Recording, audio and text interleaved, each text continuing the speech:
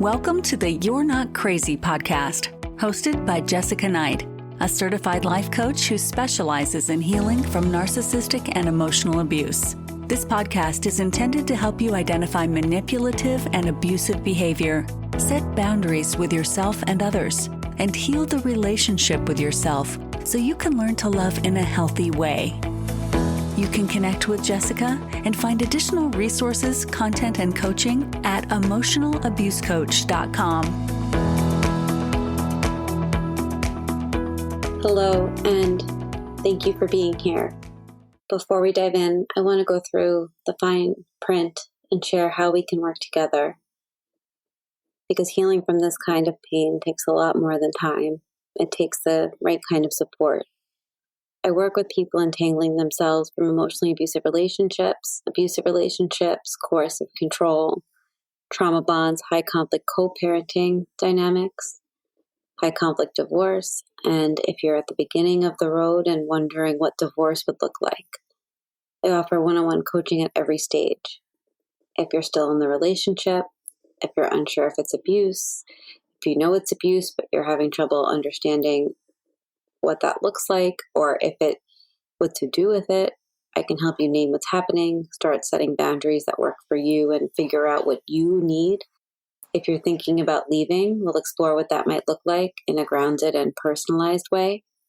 If you're navigating divorce or custody or co-parenting with a high conflict person, I can help you document, strategize, and stay emotionally anchored, especially when you're being gaslit, discredited, and re-traumatized by the legal system.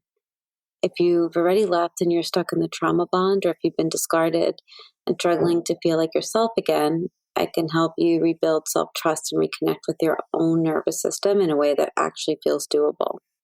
Everything I do is highly personalized. I don't walk you through a one-size-fits-all program. I listen, I reflect, and I guide you based on what you're facing right now. And some people work with me through a one-time validation call, which is offered on my website, where we zero in on one issue you're struggling with and start to untangle it together. Others work with me on a weekly or bi-weekly basis, depending on what's going on in your specific situation. And this is especially helpful when healing from emotional abuse and also in divorce. If you're curious about starting, I offer a $25 intro call, which if you listen to my older episodes, I call it a clarity call. It used to be free, and I talk about it at a later episode, but really a lot of people were no-showing to those calls, and that was taking away time from clients that I do work one-on-one with. And so if we move forward, I just take that fee and apply it to your first session. That intro call is just for us to get on the same page so you can share what's going on for you and I can share how I might be able to help. I only take a limited number of those calls per month because one-on-one coaching is the core of my work. Out of all these offerings that I have, one-on-one coaching is the thing that I do the most, and I do it 6 days a week most of the time, 5 to 6 days a week. And so if my calendar looks full and if there's not a time that you can get in, you can email me at jessicaknightcoaching.com, and I always try and make space where I can. And I may also always have a few openings from one-on-one client reschedules. You can also explore self-paced courses and toolkits at jessicaknight.thinkific.com, including Divorcing a Narcissist 101 and the Emotional Abuse Breakthrough course.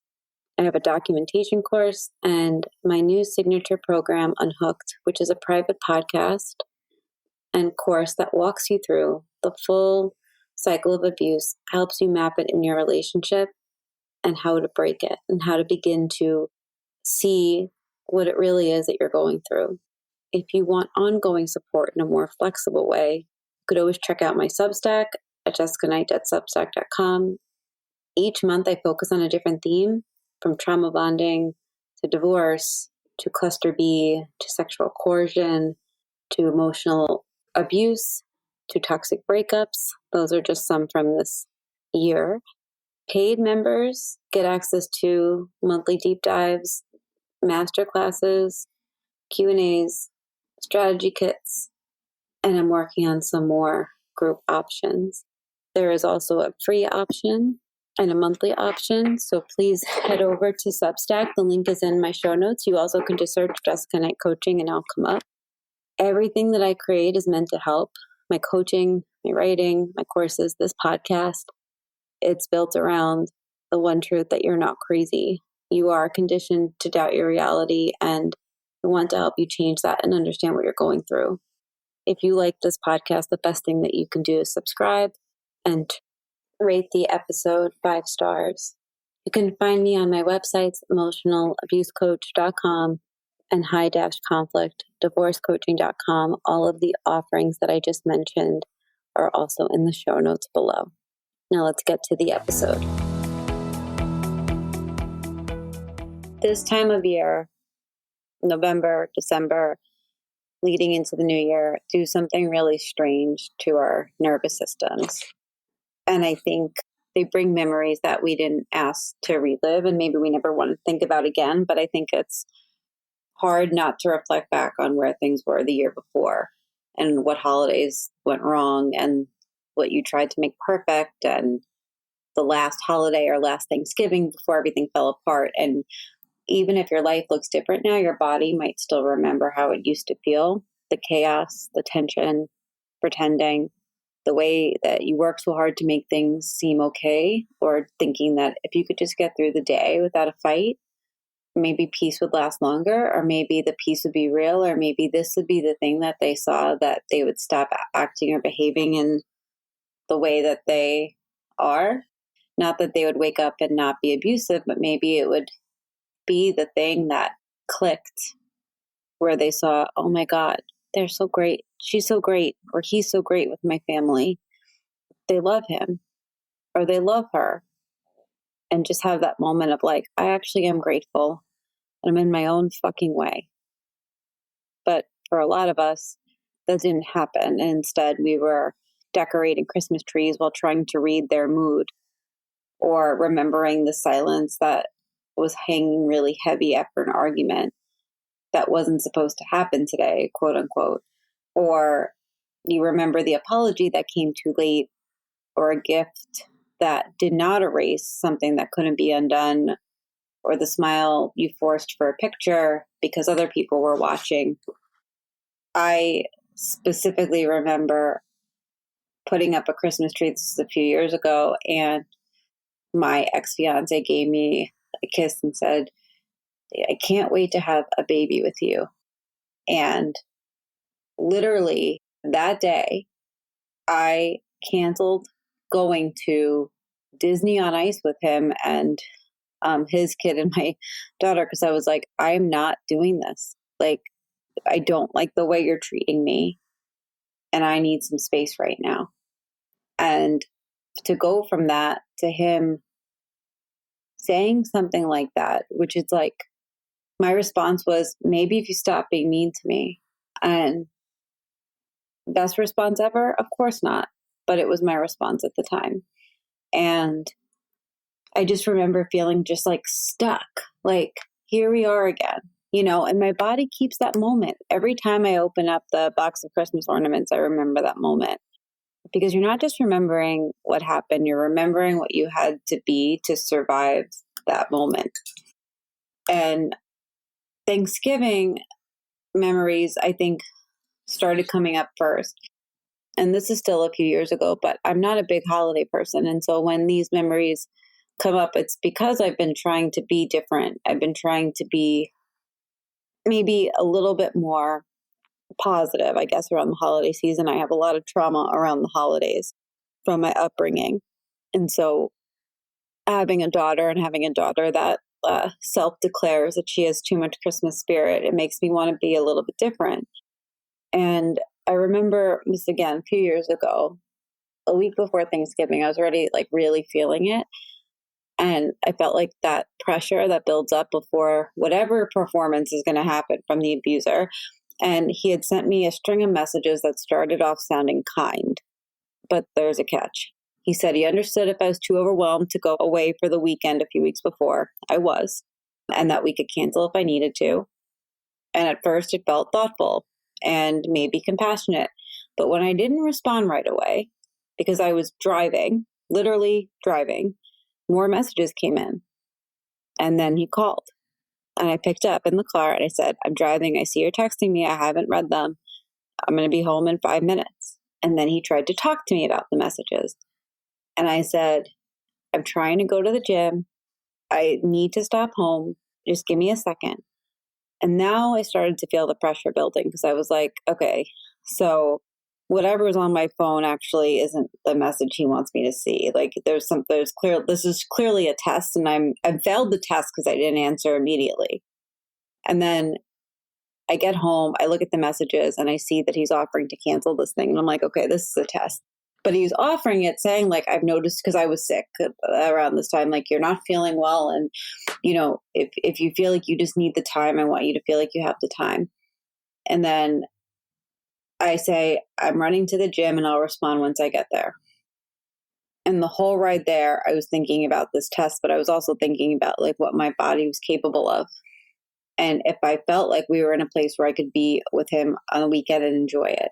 And the answer was no. And it was really firmly no. I really felt like I needed the space, especially if we had Thanksgiving plans too. And so when I finally said I didn't think I could go and maybe we can get a refund and just plan it for another time, the tone changed. He said that if I cancel that, I'm canceling Thanksgiving too. And if I wanted to keep my Thanksgiving plans, I could clear my work schedule to process everything with him. And I just remember standing there at the gym, phone in hand, wanting to run back home and saying, what? And then I replied back, no, you offered this to me. And because I need the weekend for myself, and you offered that without all of this, I'm not canceling my work or clearing my schedule to process emotions with you. And his response was, then cancel Thanksgiving. And that felt like a trap. One of those moments where no choice was safe.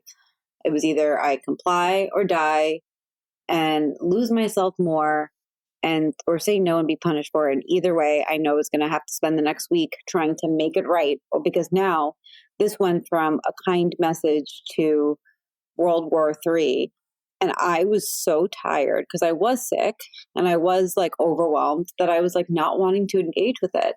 Because at that point in the relationship, I started to get down these paths of last straws and I didn't want to keep having to have the same fight all the time, or that my need for space was always going to be this thing that has to blow up to all these other things because it's who I am. I need space. I don't want to be, I guess like I don't want somebody on top of me all the time. And the audacity to say, clear my schedule that Monday or Tuesday, I can sit and process with him all day. I would have rather taken out my eyeballs with like a scissor than to do that, because look at what I would be processing. I'd be processing the fact that he offered me something. It was a test. He would then say it's not a test. It would have gone down that cycle. And so I ended up taking that weekend and he caused tons of chaos and literally called me almost, I don't even know how many times that Saturday, but I did take the weekend and I did feel better doing it. And so by the time Thanksgiving came, I was already depleted because this didn't really get solved. Because I kind of put my foot down and said, like, there's no healing to do about this. I'm not healing this. Like, that healing for this is on you. And I mean, this is why I am like the nightmare to some of these people, is because I do have these boundaries that I'm just like, this is ridiculous.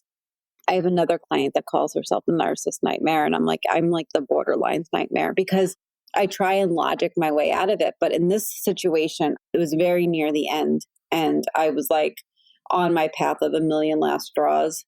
And this was one of them. And I was like, I'm not doing it. And I had therapy that day after this. And I knew that I could process all of it. And so I had therapy, and then I actually had my coach later that day due to probably Thanksgiving scheduling. So by the time that I got to say Thanksgiving, I already knew what I needed to do. I knew I needed boundaries, but I also knew that this was going to be really hard. And so for Thanksgiving, I did try and do everything right.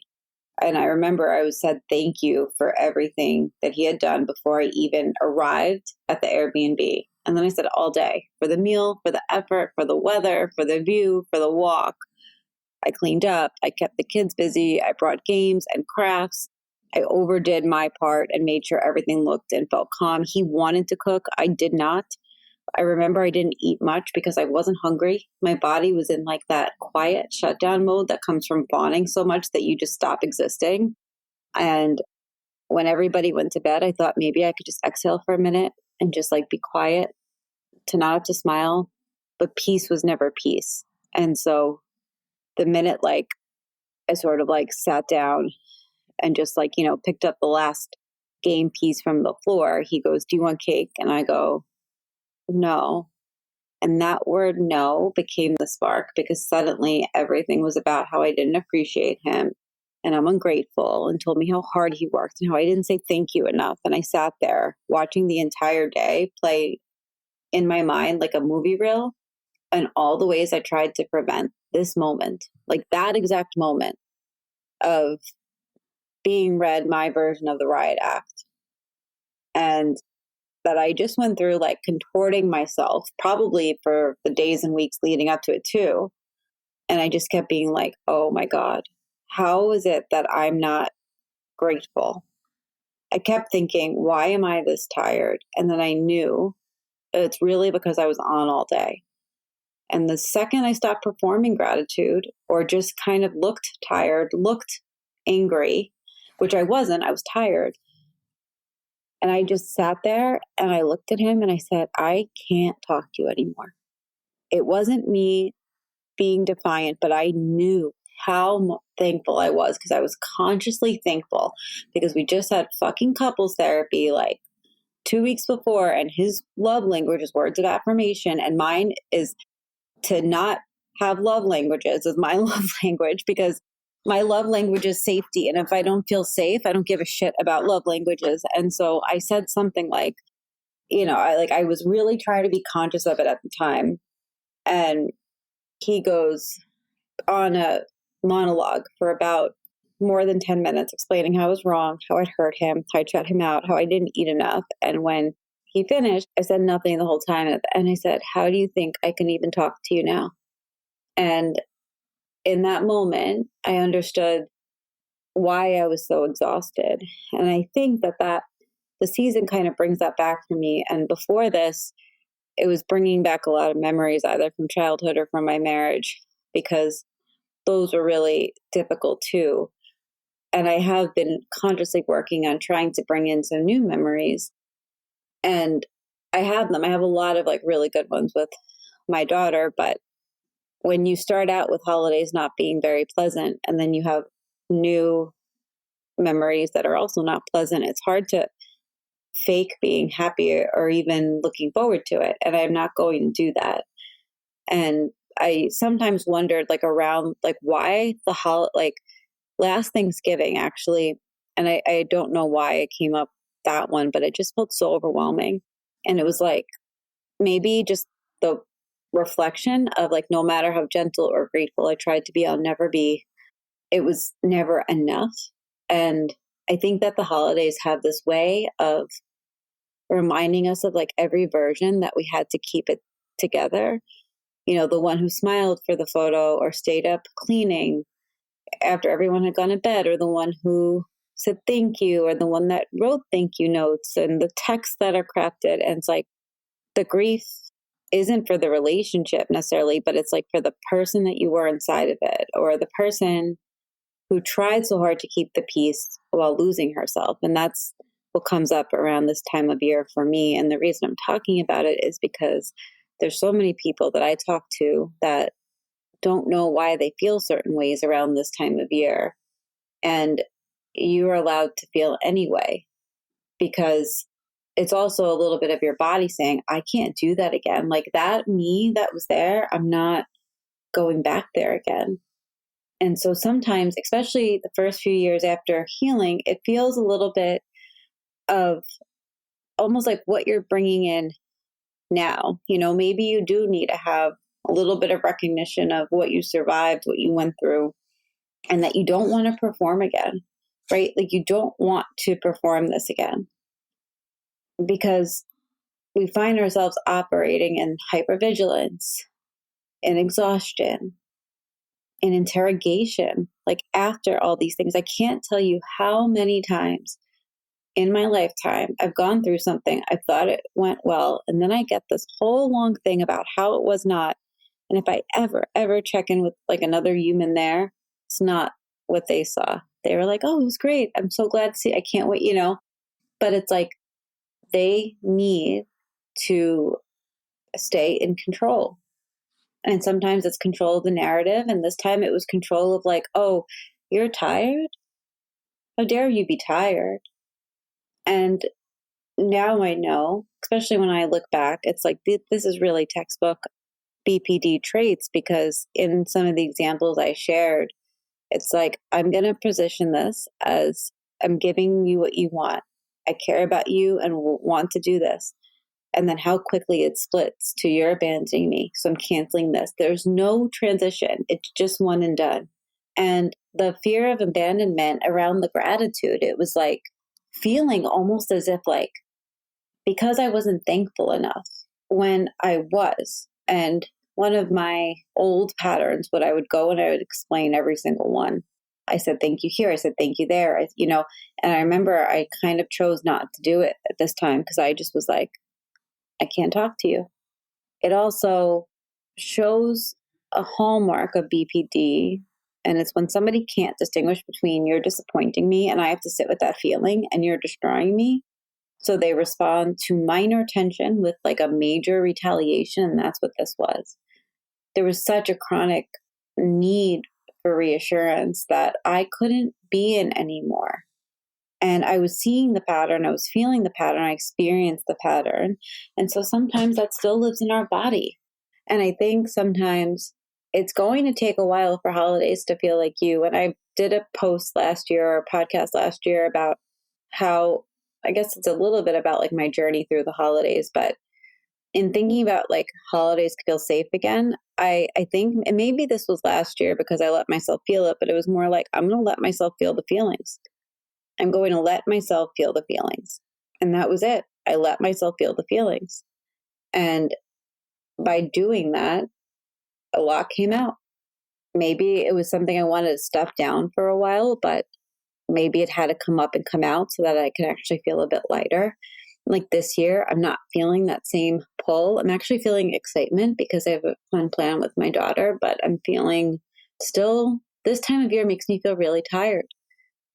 And so, something that I think can help during this time is that even if you feel like it is feeling so overwhelming, and that you feel like you need to do nothing or you need to say no, or you can't be part of the ritual of everything, you can start removing the lie that holidays are supposed to be magical all the time, because that's how a lot of people manipulate them. When you take off that pressure and say, this doesn't have to be special, this just has to be mine, that is one way you start to make it safe again. You are also allowed to hate what the holidays have been, and you're allowed to cry and rage and feel numb. That is part of reclaiming them, because once you're noticing it and once you're seeing it and processing it, your body stops panicking because you're listening. And if quiet feels safe, do quiet. If being with family feels safe, do that. If staying offline, not cooking, not gifting, not showing up feels safe, do that. They don't have to look like how everyone wants them to look, like especially if you feel like you're processing, or if this is the holiday that you don't think that you can go through the same thing that you've done. You can let holidays feel like nothing if you want them to. You also can begin to carve out what makes them special for you. You also can ignore them and pretend that it doesn't exist. But what matters most is that your body and your mind is healing. When people say to me all the time, healing is so slow. I know. And these memories, they rebuild and they stay in your mind. So even if this is a time that you can journal and begin to get it out, it might be so healing for you. And so I hope that this was helpful, and I hope it was validating. I hope that you don't feel like you need to be somebody that you're not around this time of year. And if you need support, you always can reach out to me at emotionalabusecoach.com.